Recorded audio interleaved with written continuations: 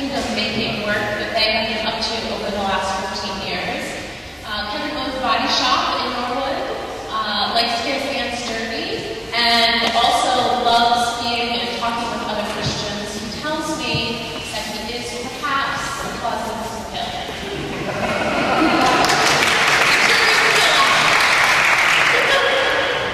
Kevin is going to interview Latimore, who is a novice at the Bird Farm and one of the common friars in Athens, Ohio. So I'm going to turn it over to Kevin, and thank you both for.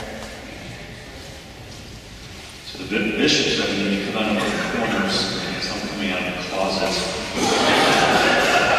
I'm hoping that nobody will sound like that whole thing.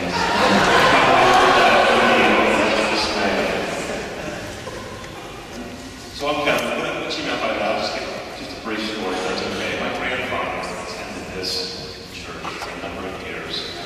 Before anybody else in my family had even become a Christian, he secretly had me baptized here at Christ Church Cathedral. And so it was my grandfather and I, against our family, with our family, bringing them to Christ. Eventually they all saw the light and came with.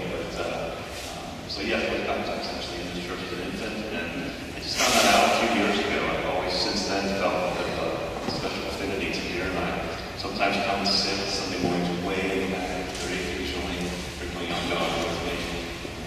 So you may or may not see me stealth just to make it. And this is Kelly Latimore to my left, to the right. He's part of the young order of the common friars at Good Bird Farm in Athens, Ohio. We're only going to unpack all of those things through the course of this brief interview. But first, tell us a little about yourself, Kelly. Well, my name's Kelly. Originally hail from Berkshire Hills of Massachusetts. And my dad was a pastor of a small denomination called the Aurora Christian General Conference. But he felt a call to move to Illinois when I was younger and moved there. So I grew up in Illinois and went to college in Greenville College in Southern Illinois, which has a slight connection with this place. William Black, who lives in Ohio, and is alumnus from there. And I remember hearing stories about him in my college days. So it's great to be sitting here.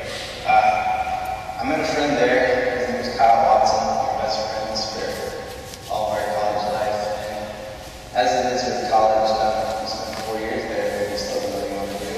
And when I got to that point, there was the scary proposition of moving back home to live with my family, or to Kyle's invitation to move to Southern Ohio and to live with him and to work in Athens. And I said, I don't have anything to do, and you're my best friend, I want to go with you. And so I moved to Southern Ohio, and within a week I met Paul and Sarah Clark.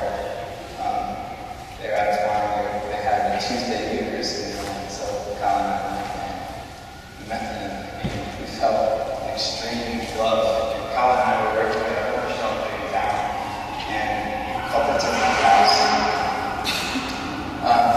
A lot of our words are based on being with those who lack material possessions, considering poverty, but we're beautiful people. And it was like we realized that we're all around the table, that just the things that we can share, we have so much in common. And so then you go to the farm and to see that same thing being implemented in the middle, and people gathered around the Eucharist, and especially for the church, but then also having a meal together, was just inspiring. So Kyle and I kept coming back, and as people, we tend to go and move to places where we feel loved, and we felt love there. And I wanted to have it or show up where I felt love, and then the farm. So we both, Kyle and I both moved there. And so I guess my journey to coming to the farm was less about farming. It was more about a relationship with Paul and Sarah Clutter and Kyle Watson. So I wanted to be with them, to live with them, to work with them, to pray with them. And that's buddy complaining, but it has some consequences. So maybe tell us a bit more about the context that you find yourself in. If you start with like the community context, do you come up with the term community? Somewhat. I think we're at a period specifically, we kind of talked about this in our group, of kind of trying to come in and not to withdraw too much into ourselves. And I think sometimes the word intentional community can have a context of being fenced in on yourself. And I think it's good language, but I think we usually talk to people, we try to say, we want to be here in this community and to give people that doesn't create a spiritual ghetto, but it's a place where it's Catholic, it's mirror. It's a center that's gathering people together, but it's very much at the same time all across the world. And Catholic is something that's universal, it's spreading out. And I think this place, the place where we find ourselves, is a place that has so many different identities. We've been to college town, our university is in Athens, Ohio. The town during the college times doubles in size, so goes from 20,000 people to 40,000. This is a massive amount of college students, all of their various backgrounds. But then it's in a place that is very impoverished.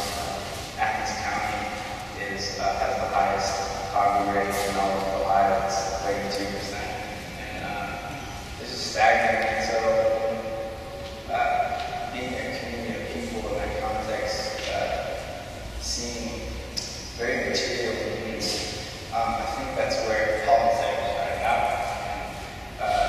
And so to share a little bit about Paul and Sarah, we're living in Athens. Paul and we were in various farms and growing food for some market gardens. Growing taking bean sprouts and putting them in these bags and all these rich people were making it. It's like, I don't think this is not what food is in our community. So where can I grow food? And so we found this kind of like back lot where they were renting a space. We started growing food there. Wanted to grow more. And so we went by this back path and there was this large lot there next to this little farmhouse. And so we said, asked the person who lived there, are you doing anything with this? Me and my wife would like to start this garden. Landon said, sure, can you start? It's very generous. And so they just saw this need. Slowly things started happening. The farmhouse became available for rent, so Paul and Sarah moved in there. And they started growing